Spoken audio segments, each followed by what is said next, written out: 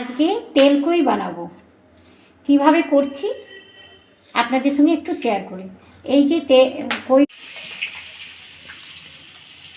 মাছগুলো ভাজা হয়ে গেলো, আমি এক এক করে তুলে নিচ্ছি মাছগুলো। কই এখানে আমি ফোড়নে দেবো গোটা জিরা, শুকনো লঙ্কা আর তেজপাতা ফোড়নে। আর তার আমার কই মাছ ভাজা কমপ্লিট হলো। কই ফিশ দেখুন, তেজপাতা দিচ্ছি আর শুকনো লঙ্কা আর পেঁয়াজ বাটা আর টমেটোর বাটা দিলাম। পেঁয়াজ আর টমেটোটাকে ভালো করে ভাজবো, তার সঙ্গে তেজপাতা, গোটা জিরা আর শুকনো লঙ্কা, রসুন বাটা দিচ্ছি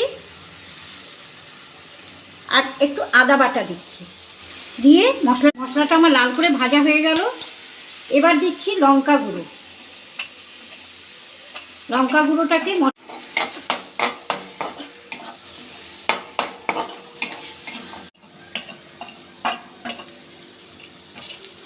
একটু ম্যাগি মশলা দিলাম আর জিরে গুঁড়ো। এবার হলুদ দিলাম। হলুদ দিয়ে এবার সব মশলাটাকে লাল করে ভাজবো, একটু লাল করে।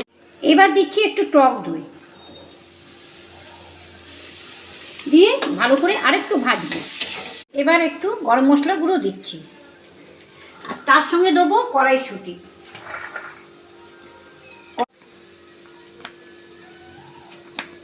একটু টমেটো সস দেবো। আমার মশলা ভাজা হয়ে গেছে, এবার জল দিলাম। তেল করে একটু মাখা দেখুন, ঝোল কমপ্লিট হলো, কি সুন্দর একটা গন্ধ ছাড়ছে। এবার আমি মাছগুলো, কই মাছগুলো দিয়ে দেবো। দেখুন, দিয়ে আমি সর্ষের তেল, দেখুন মাস্টার অয়েল একটু ওপর দিয়ে ছড়িয়ে দিই।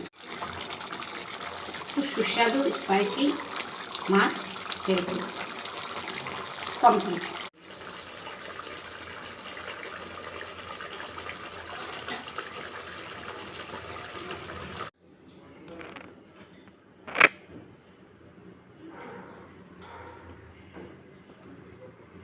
এভরিওয়ান, সবাইকে সকালে অনেক অনেক সুপ্রভাত। আজকে আমার ট্যাংরা মাছগুলোর মধ্যে ডিম আছে, দেখুন প্রত্যেকটা ডিম। আমি ট্যাংরা পিস ভাজলাম, লাল লাল করে ভাজা হলো।